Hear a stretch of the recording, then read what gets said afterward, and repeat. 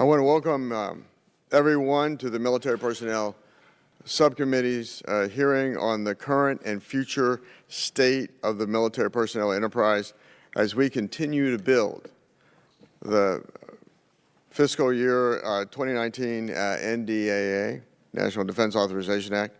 Our panel of the service personnel chiefs is here to address each of the service's personnel requirements, including personnel policies for recruiting and retention, family programs, and to address other budget and legislative requests for fiscal year 2019. Today's focus is on the request for manpower increases from the armed services and the requirements that went into building the specific increases, as well as how the personnel policies currently in place will support and sustain these increases. With a difficult recruiting and retention environment driven by a lessened overall propensity to serve, reduced pool of qualified candidates, and a robust economy, the competition for recruits will be difficult, and you will be competing for the same pool.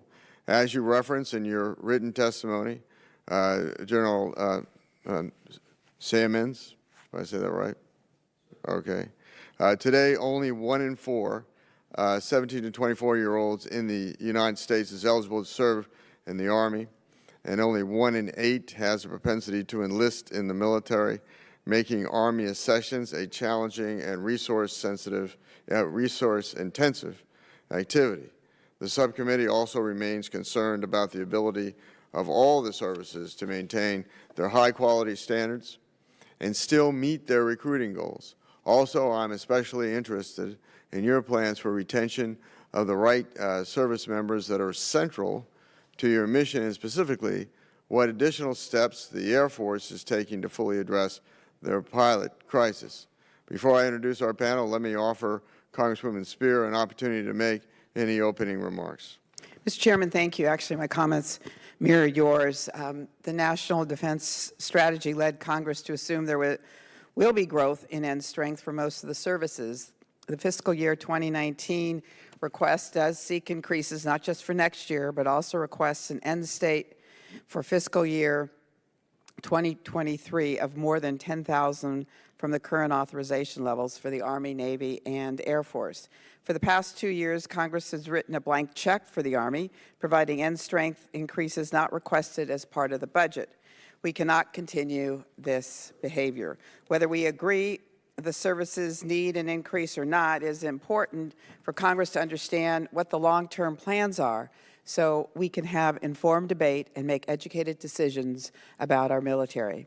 I'd like to understand how the services would sustain this growth pattern over the next 5 years in an era where finding quality applicants is becoming more and more difficult. Congress also must understand how increased end strength will apply to the force, fill current gaps, and increase units and capabilities. I yield back. We will give each witness the opportunity to present his or her testimony and each member an opportunity to question the witnesses for 5 minutes. We would also respectfully remind the witnesses to summarize to the greatest extent possible the high points of your written testimony in 5 minutes or less. Your written comments and statements will be made part of the hearing record. Let me welcome our panel. Lieutenant General Thomas Seamands, Deputy Chief of Staff, G1, United States Army, Vice Admiral Robert P. Burke, Chief of Naval Personnel, Lieutenant General Gina M. Grosso, Deputy Chief of Staff for Manpower, Personnel, and Services, United States Air Force, Lieutenant General Michael A. Rocco, Deputy Commandant for Manpower and Reserve Affairs, United States Marine Corps. General Seamands, you are now recognized for 5 minutes. Chairman Kaufman, Ranking Member Spear, distinguished members of the committee, I thank you for the opportunity today to appear before you on behalf of the men and women of the United States Army. I've submitted a statement for the record. I'd now like to highlight a few of the points. Manning our Army is one of the key components to readiness and vital to the Army's ability to fight and win our nation's wars. Thank you for the fiscal year 2018 National Defense Authorization Act, which authorized the Army to grow by 8,500. We also appreciate the 2-year budget deal, which will improve readiness and ensure our formations are filled in the years to come. To build a future Army, we must recruit a diverse men and women of high quality and high character. In a competitive market, as the chairman talked about, where only 1 in 4 17 to 24-year-olds is eligible to join the Army, and 1 in 8 has a propensity to enlist in the military. While the Army projects recruiting challenges in all components, maintaining the quality will continue to be our priority, and the Army will not sacrifice quality for quantity. Our recruiters across the country are doing incredible work to achieve this mission.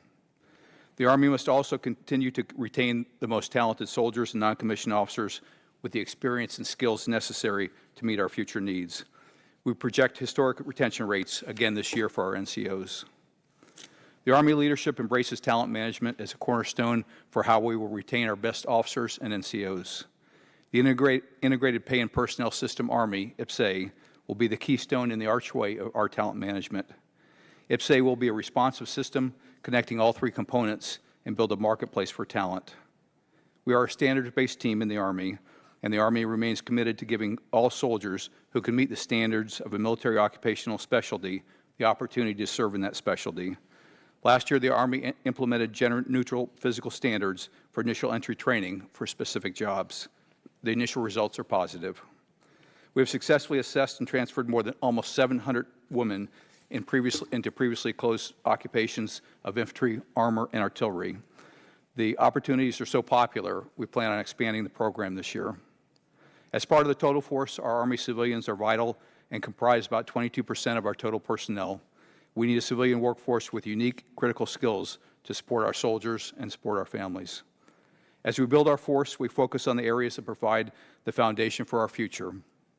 We remain focused on personal resiliency, suicide prevention, with world-class programs for soldiers, civilians, and families, and we are aggressively working to decrease the stigma associated with seeking behavioral health help.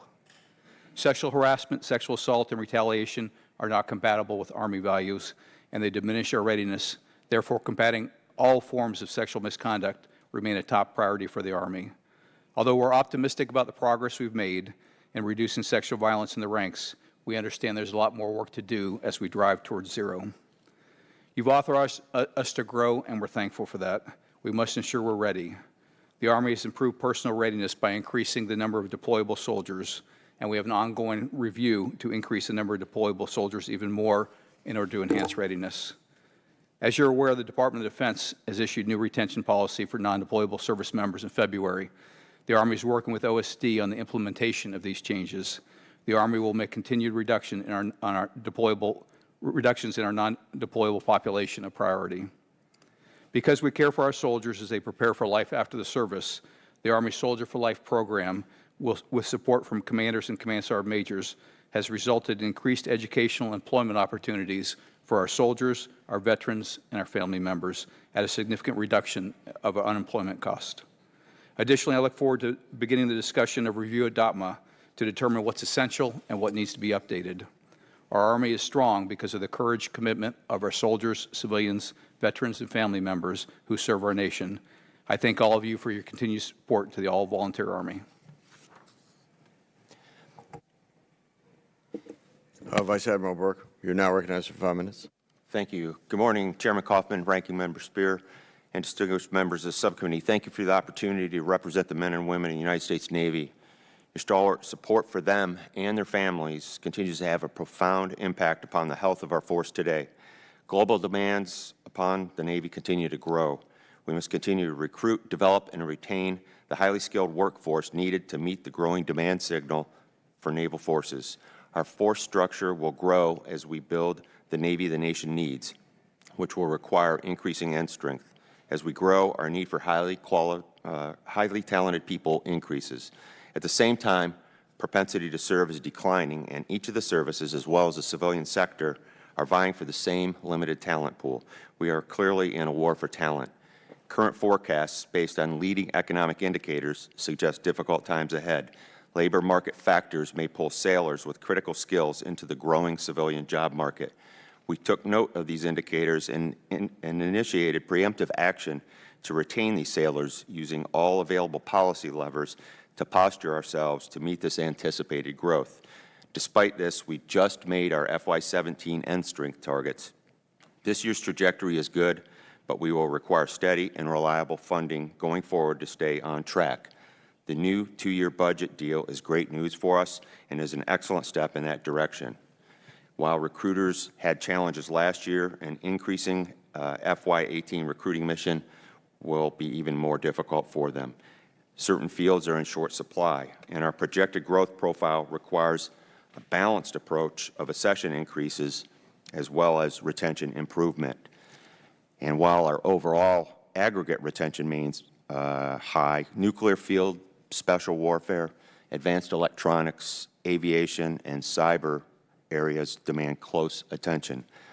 Targeted bonuses continue to be the most cost-effective monetary tool in addressing those retention challenges, but we are aggressively applying a combination of monetary and non-monetary incentives with good effect.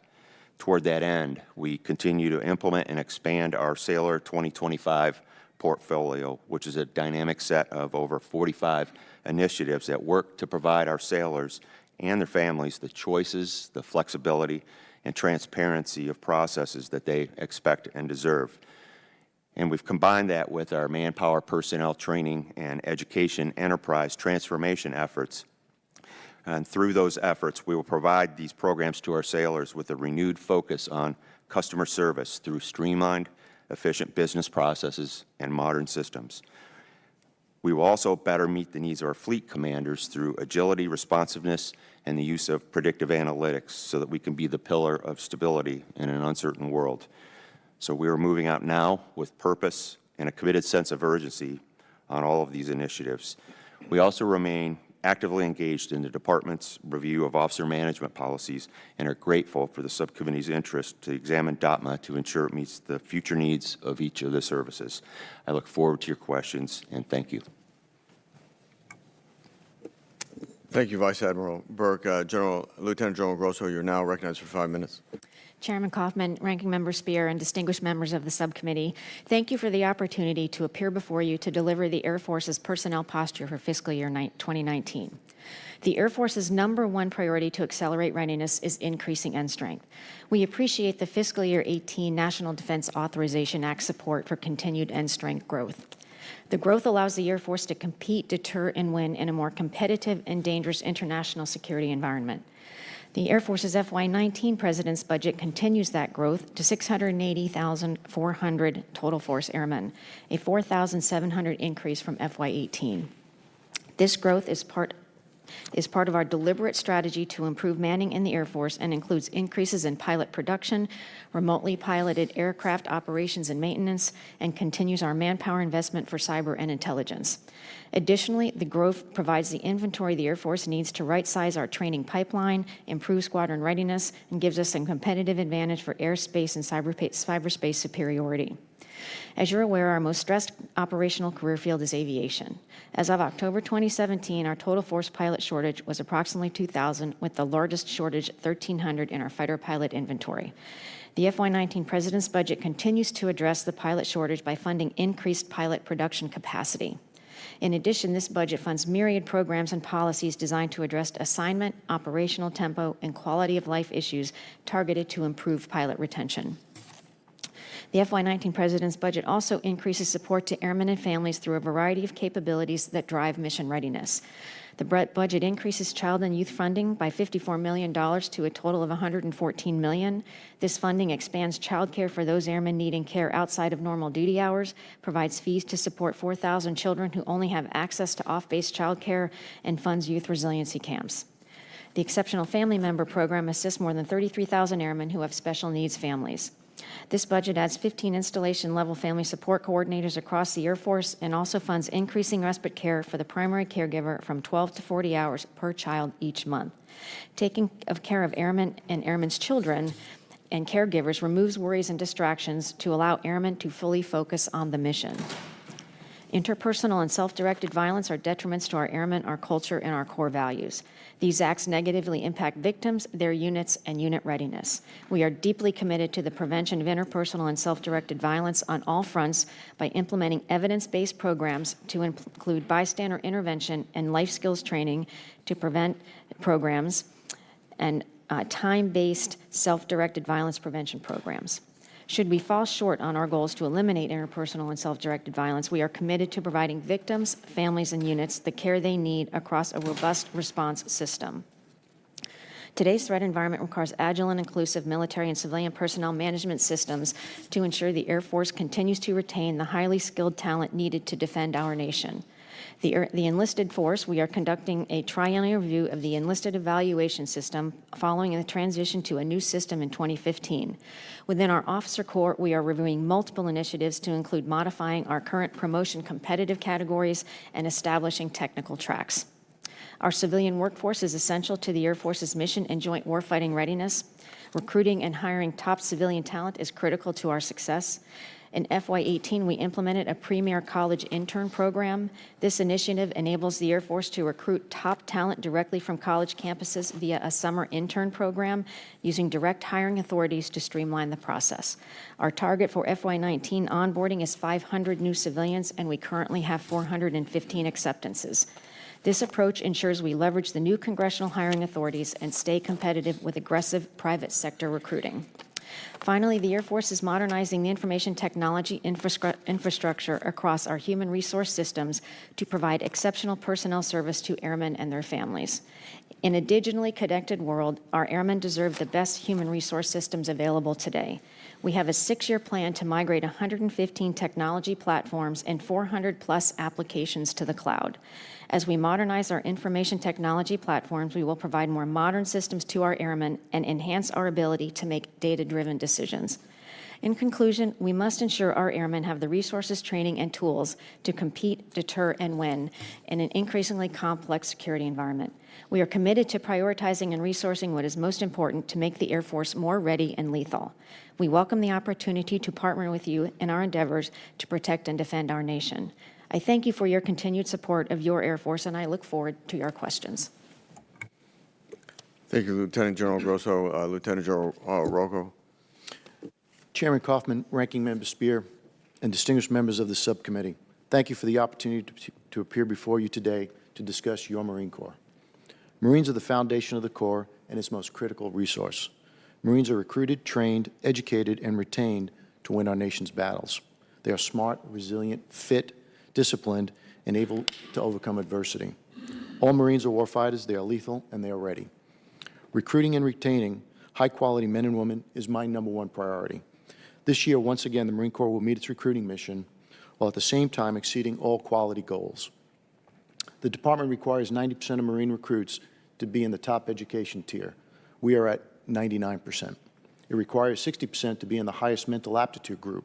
We are over 72%. Just as we recruit the best, so we must retain the best.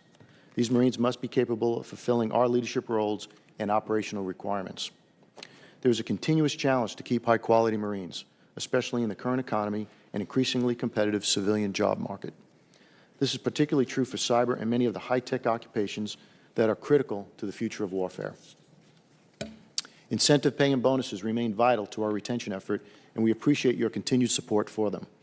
We are open to new ways to recognize, reward, and retain high-quality Marines in the Corps. The Commandant's top priority in this regard is to increase lineal list flexibility for our officer promotions.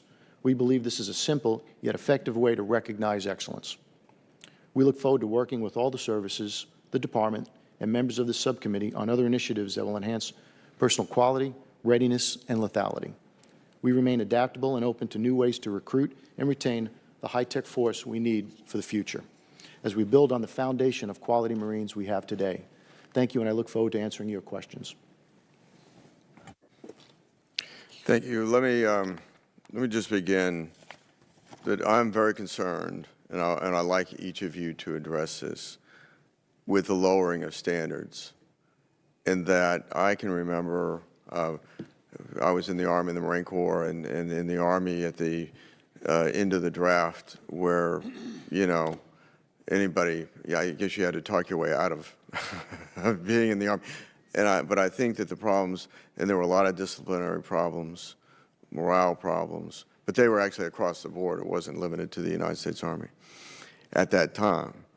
And when I look at the military today, when I meet these young women, young men and women who serve in uniform today, they're extraordinary. I mean, we truly have talent. We have an elite force. So we have a smaller force than we've historically had, but it is an elite force. I'd rather have fewer numbers and high quality than big numbers and low quality. And so I know that there is that great temptation to meet numbers to lower standards. And so I want each of you to address that, starting with the United States Army. Chairman, thank you for the question. I will tell you the Army leadership has been very clear to me and our recruiting command. It's quality over quantity. If we can't make the quality or quantity you've allowed us to assess this year for the end strength, it's my job to come back to you and tell you why we can't do it. But we will not sacrifice quality. A couple points. So your description of our soldiers is extraordinary. That's a really good word to describe who they are. They impress me and inspire me each and every day. As the Army's growing again, thanks to your work, what we did is we went back to look at the last time we grew in 2008, and we made some mistakes back in 2008, and we're not making those mistakes now. Back in 2008, we were focused more on quantity than quality. That's not happening now. On a personal level, sir, I entered the Army in the early 80s, and we had a lot of problems back in those days. And I love our Army, and I don't want to go back to those days. And I speak, I think, for the leadership and speak for the commanders across the force. They don't want to either. So we will remain focused on quality and quantity. If we have to sacrifice one, it'll be the quantity. Thanks, sir. Yes, sir. I would echo what General Seamands said for the Army. We're not going to sacrifice quality. What we've done, though, is taken a good hard look at self-imposed policies that limit the spectrum of candidates that we look at. For example, we're engaging with our medical experts to make sure that our medical standards, the Navy's side of the medical standards, are up to date with societal norms, making sure that we're not negatively impacting fleet readiness. For example, someone that may have used medication for bronchitis, does that equate to having asthma type of things that at one point may have been medically disqualifying, those sorts of things. We've used the full latitude of the Title X authority that you've given us for age limits and opened it up for both officer programs where there's no physical limitations, such as, for example, pilots or nuclear programs where there's physiological concerns, but everywhere else we've opened them up to the full latitude, and on enlisted programs as well. And then we're looking at single-parent policies as well, where you have an older single parent where they've demonstrated they can responsibly care for those children and could translate that into military service. So we've opened up our doors to those sorts of situations as well. And then the last part is our recruiting techniques. As we're entering our transformation, we've really shifted our recruiting techniques to more of a virtual basis. We still rely on our recruiters as sort of the boots on ground deal closers, but we're getting into new markets, places where we haven't been able to get our message through before. So we're getting that message through and getting the talent that we couldn't. General Grosso. Yes, sir. We have not found any real challenges in recruiting. We are recruiting the same quality that we've been able to recruit, and we've been able to meet our recruiting goals across the total force. But what we have done, to your point about growing end strength, ma'am, is we've laid in the end strength at a reasonable pace over the FIDEP so that we don't overtax both the recruiting and the training sources that make them airmen. And so we have put a little bit of resourcing. We've increased the number of recruiters. We've stabilized the marketing budget, because what you find in the past is as we've decreased, you see this huge sine wave in the marketing budget. And any marketer will tell you you've always got to be in the market. So we've stabilized the marketing budget. And much like the Navy, we're modernizing the way we find airmen as well, because you find that's a process that hasn't really had much of a process improvement. And so how do we find airmen that we don't find today using technology and better leveraging all of our resourcing capacity, making it less stovepiped? Okay. General Rocco. As I stated in my opening remarks, 99% are Tier 1. The number is actually 99.86% Tier 1 of the recruits. We recruit approximately 31,000 Marines into the Marine Corps this year. Out of that, only about 70% of them will serve past their first tour. And that's based on the personal requirements and based on the needs of the Marine Corps. When we talk about first-term enlistments, those first-term Marines that will only serve their first term that want to stay on and do a second tour, we're at 92.9% of those Marines that are coming into that want to stay in the Marine Corps. That's where we're at right now for retaining those Marines. And it's not a first in, first out. We actually have the ability to look at those Marines that want to stay in, have boards, and only retain the highest quality of those Marines, including second-term Marines that we're at 99.5% of those Marines that want to stay in that we retain. So we think we're in a good place. MCRC has done a lot to go out to the markets and expand beyond that to ensure that we hit markets that perhaps, folks that perhaps we haven't touched in the past. Thank you. Ranking Member Spear. Thank you, Mr. Chairman. I'm going to defer and allow my colleague to ask the first set of questions. Ms. Songus. Well, I thank the ranking member for deferring and thank the chairman and ranking member for holding this committee, this hearing. As you all have noted in your testimony, the volatile nature of today's security environment and the complexity of threats our country faces do require the military services to recruit from a talent pool that is as broad, as talented, and as diverse as possible.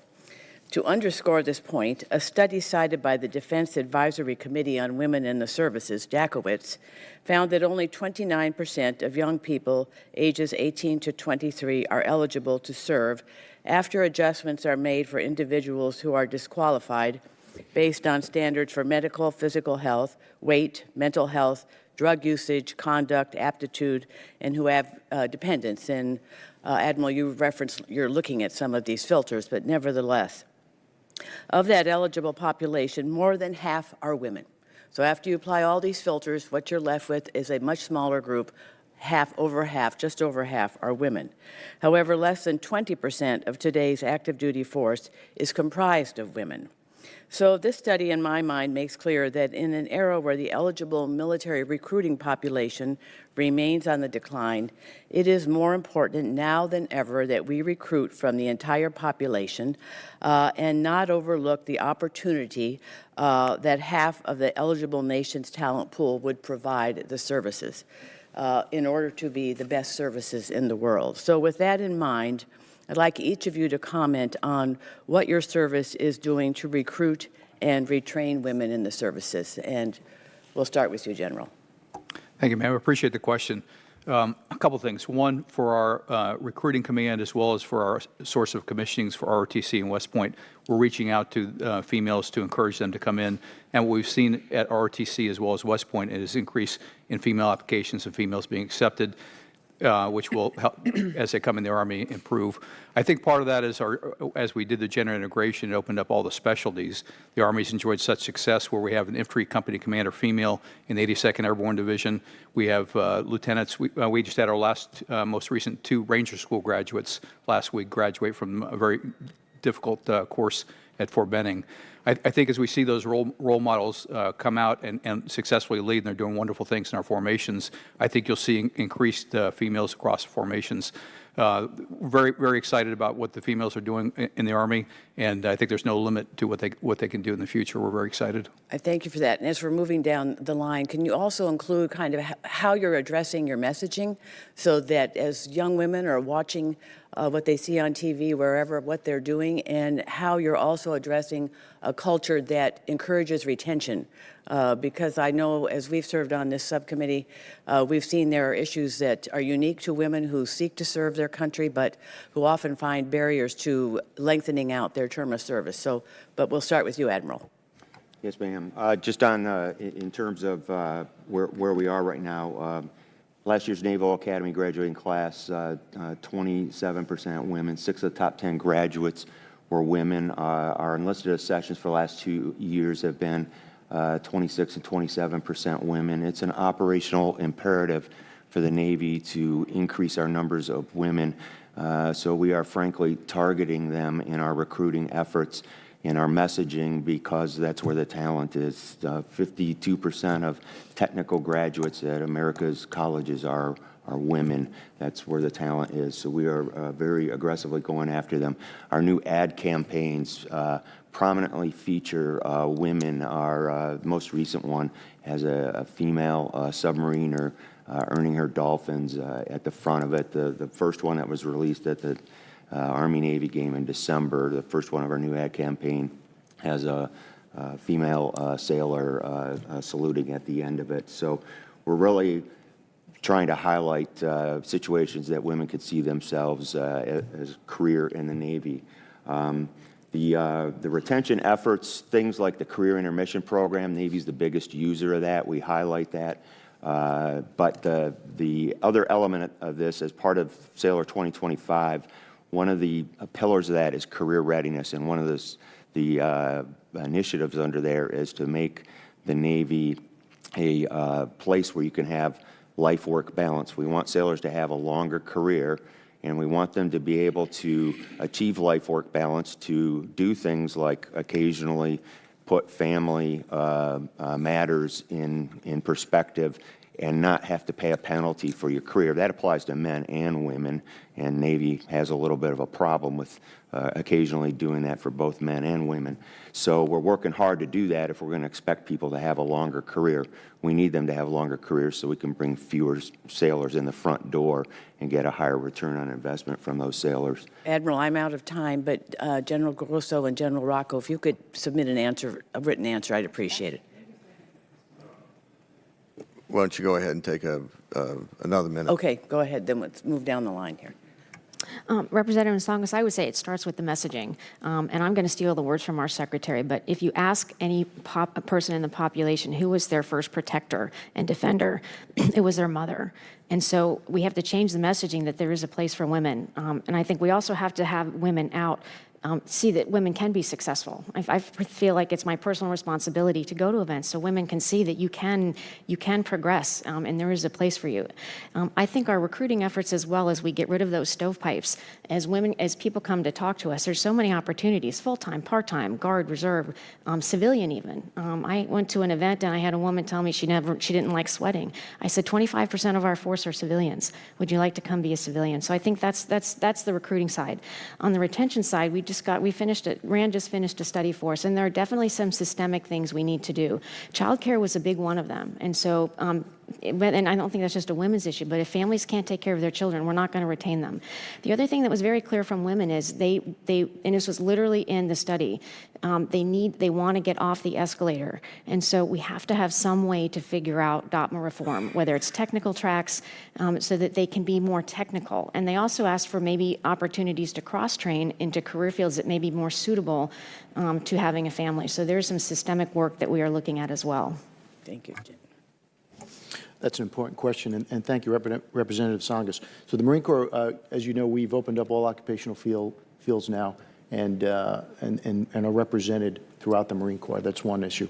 Second, from the Marine Corps Recruiting Command, we have gone places that we haven't gone in the past. Mail-outs now go to both male, female, athletics, coaches.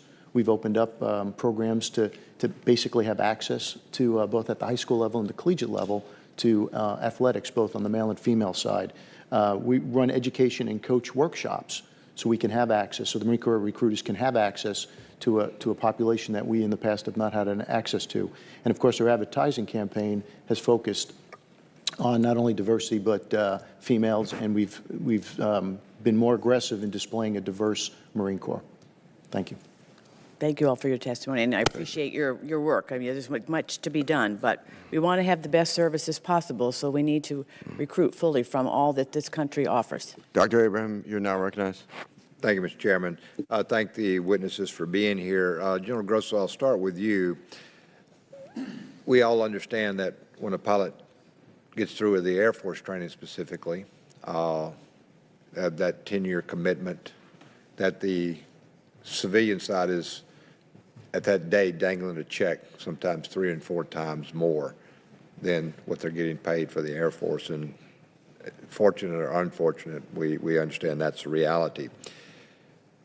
And I understand all the services are in shortage of aviators. It's my understanding that the Air Force is probably more in a shortage area because they employ more aviators, just logistically. So the question is, specifically, what is the Air Force doing to retain that aviator where he or she has invested, and the Air Force has invested so much time and treasure, and then all of a sudden, poof, the next day, they're flying for a Delta or a Southwest? So we have several lines of effort to retain aviators. But what we find is that this is very cyclical. And if you look at the data, it is highly correlated to airline hiring.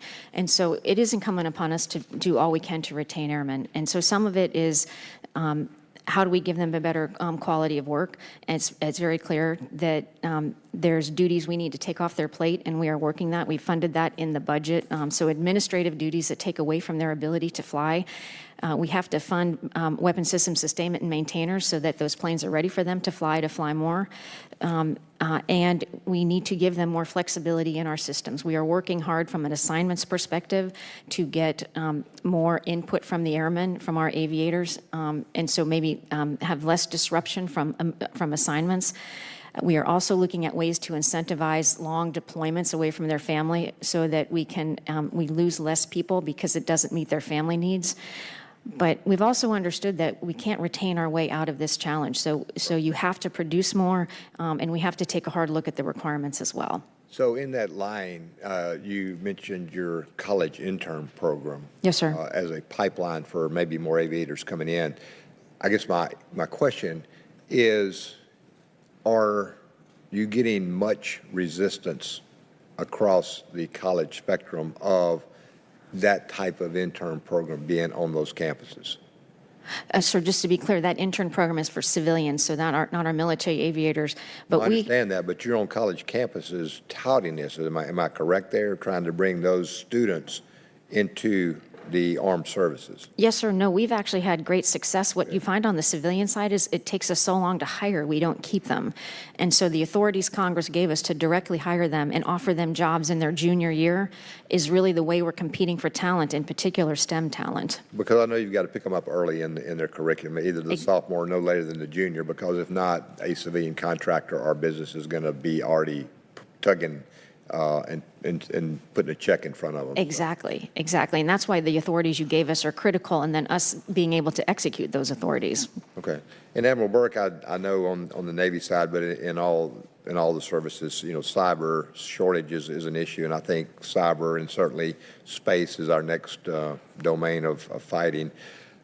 Specifically for the Navy on cyber, what are you guys doing to hold on to those people?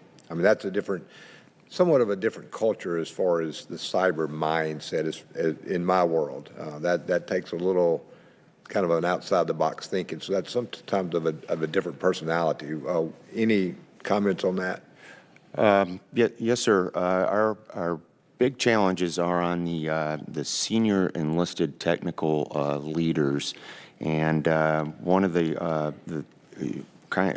so they'll grow to sort of the E5, E6 level, and then they'll be poached off by commercial, entities right when they're maturing to the point where they're going to be eligible for maybe one of our warrant officer programs at the E6 or E7 level, where there would be a technical manager for us. So one of the things we just employed was instead of a commissioned warrant officer, we went with a W1 program that made E5s eligible for this. That was within our existing service authorities to use that option. That made junior E5s eligible, and then made them, available for that program for many, many more years. So that opened the pool to many more sailors. We have to be a little more careful about screening those sailors, looking harder for the potential, but we know how to do that pretty well. And then we get them into the leadership position, and then they can blossom from there. So we've just implemented that. That's getting off the ground. Too early to tell if that will succeed, but we'll at least get 3 to 4 years out of them once they get into the warrant officer program. So that'll buy some time out of it. The other area that we're a little bit of a challenge in is we've got on the officer side, our operators, both on the offensive and defensive side, we're doing okay on there. It's the engineers, the folks that are developing the payload packages, if you will. We grow those right now. You gave us some legislative authority to bring them in with equivalent of 3 years of experience laterally. That's about a lieutenant junior grade in the Navy or a first lieutenant in the other services, but it's about a $50,000 pay. In Silicon Valley, these folks would be, up over $100,000. So lateraling them in. The mission and the service appeals to these folks, but there's an equivalent accepted cyber civilian program that allows the government to pay in the closer to $100,000 range. So they seem to be preferentially going to the government service rather than a military service option. So that's an area we're having a challenge in. So we're still growing them from the ground up rather than bringing them in at the level. But retention is where it is right now. Yes, sir. Thank you. And thank you for the extra time, Mr. Chairman. Ms. Spear. Thank you, Mr. Chairman. Thank you all for being here and for your service.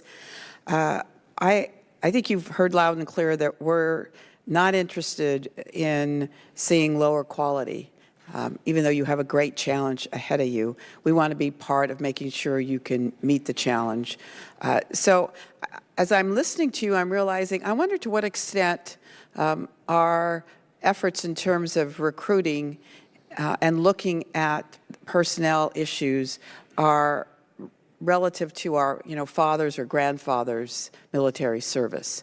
I think Vice Admiral Burke mentioned looking at disqualifiers. So what I would like each of you to provide to the committee is what the disqualifiers are for all those who actually do apply or who become recruited. You may not have those figures for us now or those specifics, so if you would just provide that to us, that would be appreciated. Secondly, in talking to those who actually were purveyors of MREs recently that had a presentation for us, and they were showing us how they were beefing up the calcium in some of their products. I was told that there is about 10% of those who are recruited during basic training that wash out.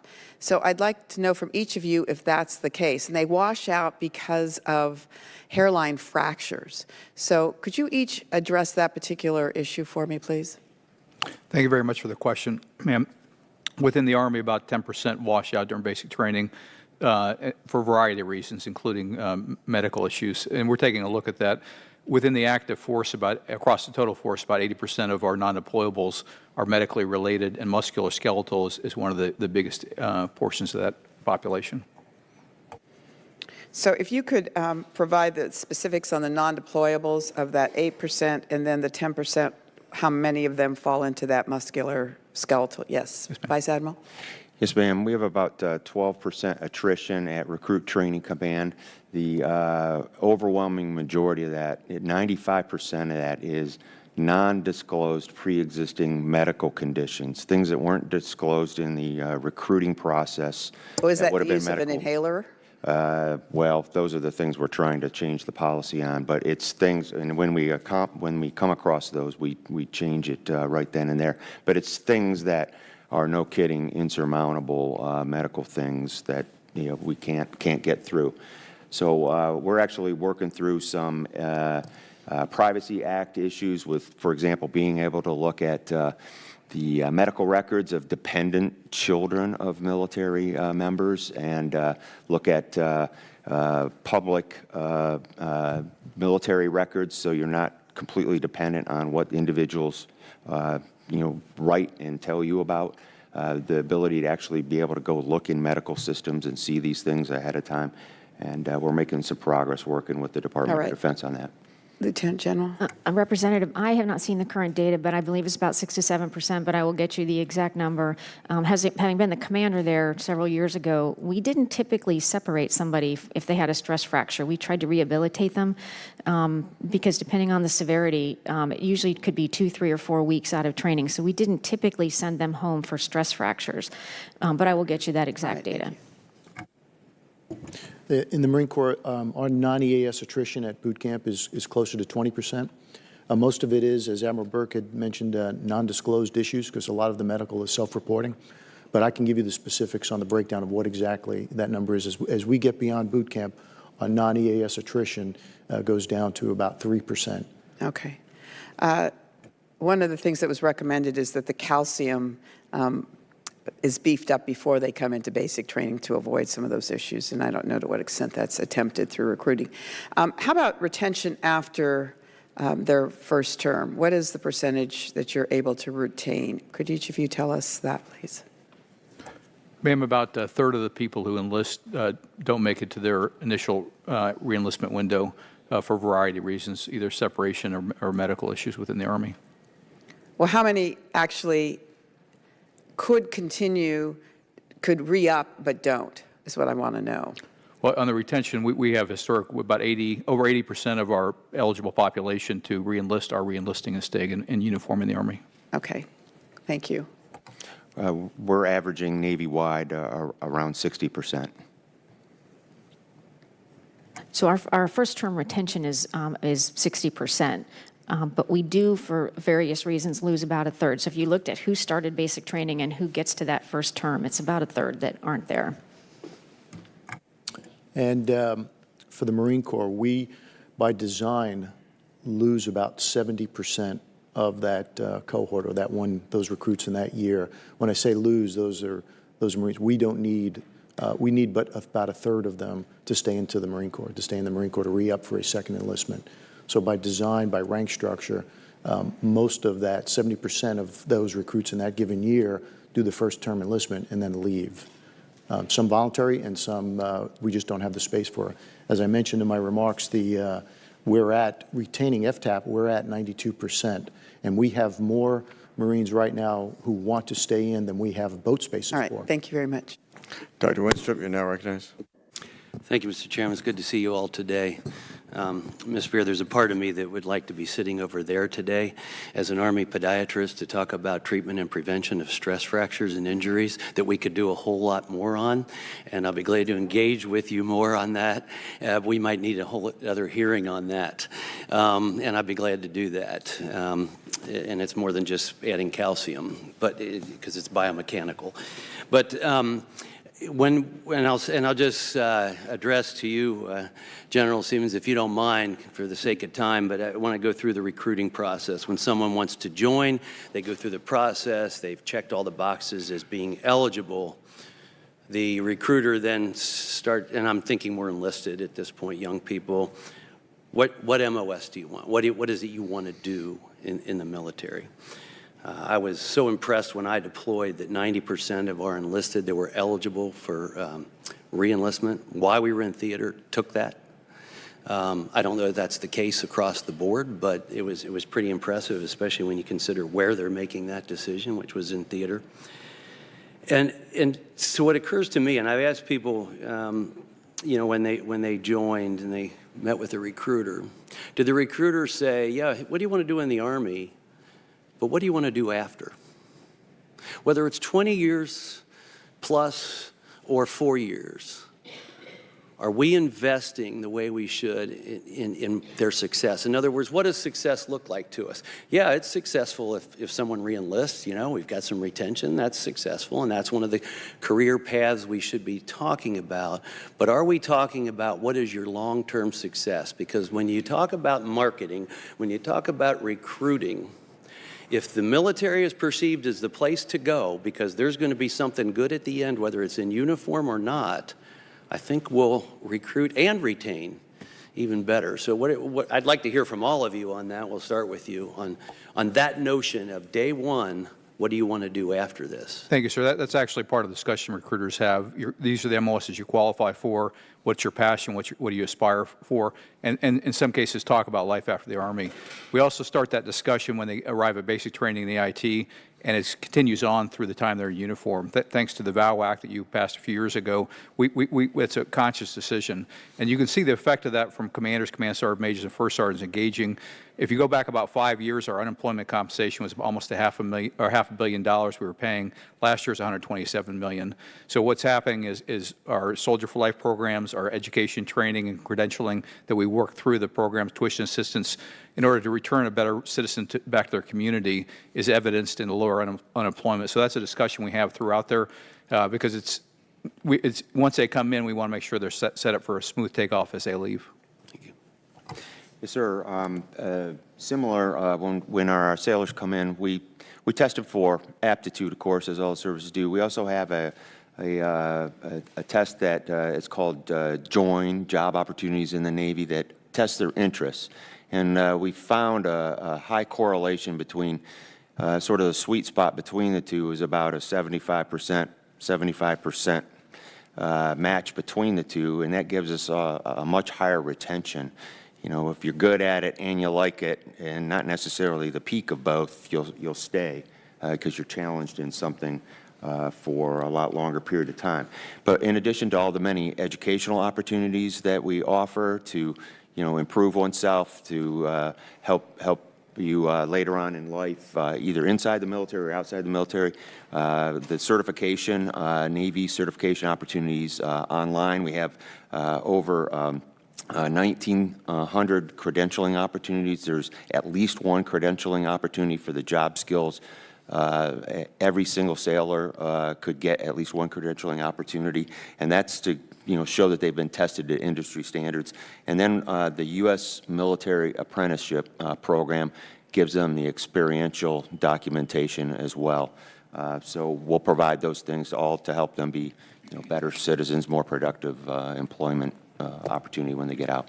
Thank you. I think ours is very similar as well. We do aptitude testing, and for the most part, most airmen that come in have a skill that they know what they want to do, and they typically get that skill. It's not that common unless they don't qualify.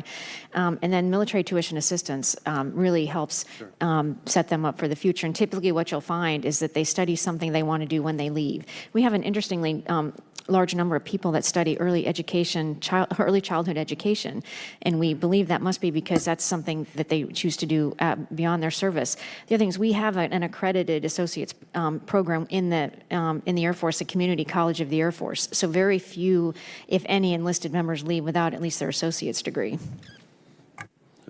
So knowing full well that we are going to return 70% of those enlistees after their first enlistment, we spend a lot of time focusing on exactly that. We want to return good citizens back to after they serve in the Marine Corps. So we encourage tuition assistance. We encourage the use of the GI Bill while on active duty to go ahead and pursue some further education.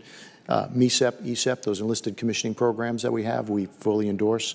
And in our transition courses, they're full with job fairs and credentialing organizations that will help those Marines take the skills that they've learned in the Marine Corps and transition them to a civilian job. Yeah, I think just all too often the general public doesn't realize. You hear about anyone who has a difficulty after their service, but we don't hear enough about the military being a pathway to a successful civilian life. And I think that's really what I'd like to see promoted more. And change the perception that some people have.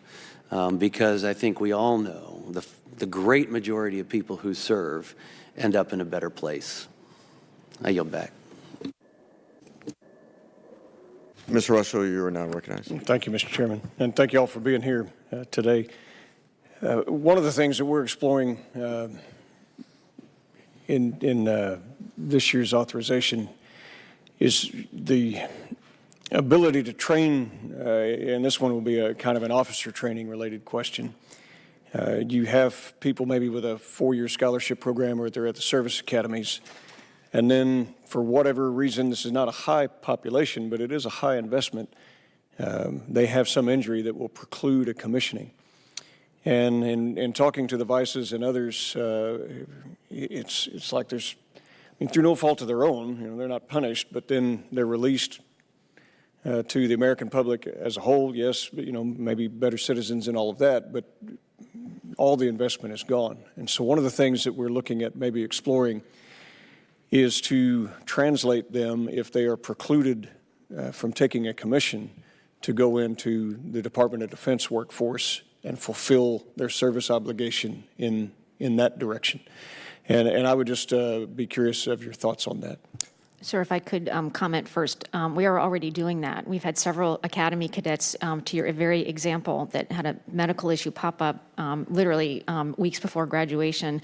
And with your direct hiring authorities, we brought them into the civilian workforce. But that was voluntary, is it not? I mean, under the current law? Yes, sir, it is not. It is absolutely voluntary. Right, because if they were healthy, they would have a service obligation, and they would be required to serve. It's still 5-year commitment, I guess, for service academies, 4-year for 4-year scholarship commissionings. Is that correct? Correct. Do you see, and that's great, you know, that we're doing that. If we made that a requirement, I mean, it's not unjust. There's been a great investment there, and I would love to have your thoughts on that. Sir, I support that. I think it's a great opportunity. They have a propensity to serve. In many cases, they want to serve, and I think we've given them a great education, so I think that's an appropriate payback. Yes, sir. We would support it as well. Like the Air Force, we seek volunteers to come into the government service. We do the same thing when there's been an injury for like medical scholarships. We actively try to, you know, rather than recoup, get them to come in as a civilian doctor, for example. So, and there's always quite a high interest rate in taking those options, but we would support making it mandatory. We would support it, sir. And the Marine Corps would also support. I think it's wonderful. You talk about the quality of the men and women that go to the service academies, and as you say, no fault of their own, they cannot serve. Exposing them to a Department of Defense job that they perhaps wouldn't have been exposed to, I think opens up both benefits to both the student and also the organization. Well, look for it heading your way, I guess, and you know, it's something that will continue to work, Mr. Chairman, and it's something that we're looking at for this year's NDAA. But I really appreciate your thoughts on it, and it's valuable to have your comments on it. Thank you, Mr. Chairman. I yield back. We will have a second quick round. Representative Ranking Member Spear. Mr. Chairman, thank you. Lieutenant General Grosso actually referenced having a high retention rate, but low retention in terms of linguistic analysts, special operation aircraft maintenance, and nuclear medicine specialties. I'd like to know if you have categorized the areas where you have problems in terms of retention. I think that's part of the key here. If we invest as much money as we do to get them through boot camp and have them serve for a period of, 18 months afterwards or, 2 years afterwards, and then have them not continue, I mean, that's a loss of, what, $80,000. So could you tell me what are the areas in each of your services where you have issues with retention? Ma'am, thank you for the question. Within the Army, I think with all the other services, aviation is one of them, and we're attacking that with increased training throughput as well as bonuses to encourage people to continue to serve. The other area I would offer is cyber. We don't have a problem assessing them because there are a lot of people who are interested in being cyber soldiers. We think we're at some point in the future, because they have a 6-year obligation, we'll have a problem with retention. So our strategy is to treat them and recognize what they're doing now in terms of bonuses and their credentialing in order to hopefully have them continue to serve and want to continue to serve in the future. But I would say aviation and cyber are the two issues. Yes, ma'am. For us, it's the nuclear specialties, nuclear propulsion, that is, cyber, including linguistics, same as the Air Force, aviation, mechanical, and structural rates on the enlisted side, pilots, of course, retention on the officer side, and then the special warfare folks. And ma'am, you mentioned ours, but we track every single career field extensively because we don't need to, In an up-or-out system, you only retain what you need. And so for the most part, if you look in the aggregate, we've got very strong retention. We've just got these pockets, but you've given us plenty of authority in special and incentive pays. And really the key for us is to target them where we need them. All right. Yes, ma'am. So cyber is always a challenge. Part of the challenge we're having with cyber is that the other MOSs, the other specialties that we're drawing upon, are usually signals intelligence, are those the schools that the Marines go and spend a lot of time at, so they're in high demand. The other one, aviation, we mentioned aviation maintenance. We've included aviation, what we call bonuses for the enlisted side. So those Marines that work on aircraft, those specialties, and they have certain specialties inside of those CDIs and different aviation specialties, we've given them extra bonuses, which has stabilized the population. Lieutenant General, Congresswoman Tsongas made the case that targeting women is going to be key moving forward in the military. You know, it takes me back to the 40 years when I was a staffer and went to West Point and asked the audacious question as to why women couldn't be accepted in the academies, and we've actually moved forward a little bit since then. But at the time, it was because they couldn't serve in combat. That was the rationale. So there really is no rationale anymore, but it appears the Marines have really lagged behind all the other services in terms of incorporating women, both in terms of training, they're still being trained separately from men, and just the general sense that women don't belong in the Marines. So could you address how you're going to be more embracive of women, much like the other services have? And that's an in 1 minute. And certainly, that's an important question. So we recently opened up Marine Combat Training West, which is where we send all non-infantry Marines. So if you're an administrator or just a non-infantry, you will go to Marine Corps combat training to learn how to be a Marine first. So we've recently opened up that to females. As far as everything else, we've opened up all occupational fields. So again, it is voluntary to go into some of these more ground-centric, load-bearing units, but we understand that we are making progress, albeit slow, but we are making progress. We've stood up the Personnel Studies Office, which is headed by Ms. Melissa Cohen, to go out and ensure that commanders are trained and units are trained on unconscious bias and some of the things that perhaps has prevented some of that in the past. So we're taking proactive steps to ensure that women are accepted in every MOS and in every level of the Marine Corps. How many generals do you have that are women? We have two, General Reynolds, General Shea, and we just recently, General Maylock, so it'll be three. 3 out of how many? 82 active. All right, thank you. General Bacon, you're now recognized. Okay. Thank you. It's hard to do 2 committee hearings and a speech, so I'm glad I caught you on the tail end of this. Thank you for being here, and it's good to be with some friends I've served with. And I appreciate your expertise and your leadership. I want to ask you, what is the impact so far that you've seen on the blended retirement? Are we seeing any kind of negative, adverse retention from that or recruitment? Thank you. Well, thanks for asking. We monitor that pretty closely. So far, about 9% of the active, about 3% of the Guard and Reserve have opted into the blended retirement. I think it's going to be a significant indicator on retention in the out years, and I think we're going to have to fundamentally change how we address retaining talent.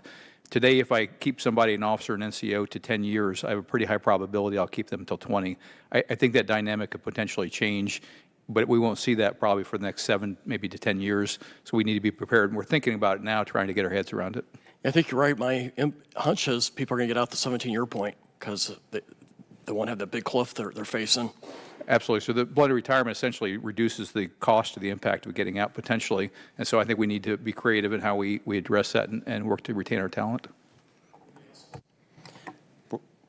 Sir, we're not seeing any impacts yet, but we continue to watch it closely as well. We really appreciate the flexibility you gave us in last year's NDAA to move the continuation pay component. It gave us some years to move it around. So our plan is to sort of use that and complement that with other retention incentives to offset. Thank you. I don't think we have enough data yet. So we know the data in the aggregate. We don't know what skill sets there are, so I'm very curious to see that data. But I agree that it does fundamentally change. It's a big change, and how we manage that continuation pay is going to be critical. Okay. And I'll just pile on, the continuation pay is going to be key. Right now we have 25% of the Marine Corps has chosen, and out of that, 70% have opted into BRS. So I'm hearing is some positive indicators, but yet it's still too early to really say, and yet there's a fear that we're going to have a hard time retaining people through 20. So sort of how I have analyzed your all's inputs. Something that I've mentioned Colonel Grosso, or General Grosso, I'm sorry, you were Lieutenant Colonel, one star all the way up. General Grosso, excuse me, is the pilot bonuses.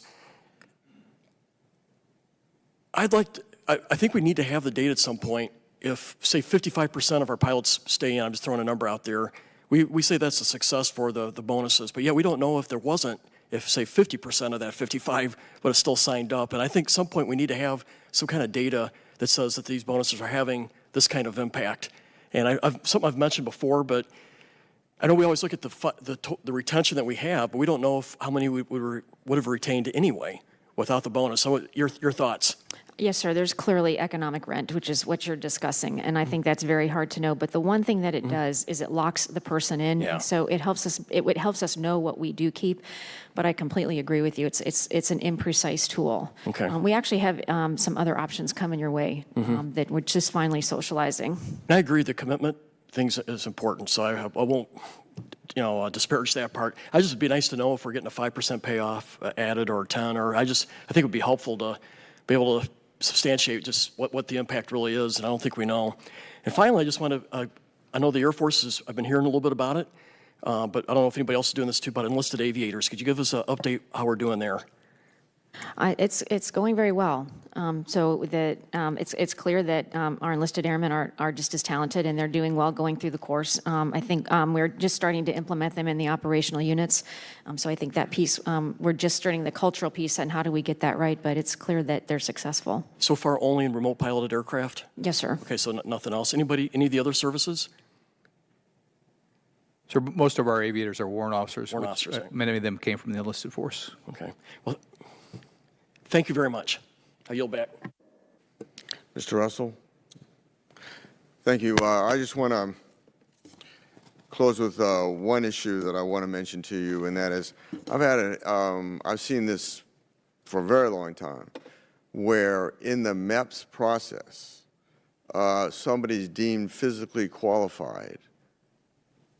We pay to send them to basic training in their respective branch of service, where they're given another physical and they're deemed unqualified. Now, then, that's a waste of money and time. And I don't know if it's just a false feeling of warmth to try and get the numbers up initially, or what it is, but it ought to be the same standard. There shouldn't be a disparity. And I can't, I saw it when I was in the military, but I also saw it, but I also see it today when a family calls me and says, my son just reported, the last example was Navy recruit training, and of course they're in limbo as they're trying to be administratively processed out. And so we need to get this straight, and there needs to be one standard, and it needs to be consistent. And so I wish to thank the witnesses for their enlightening testimony this afternoon. There being no further business, the subcommittee stands adjourned.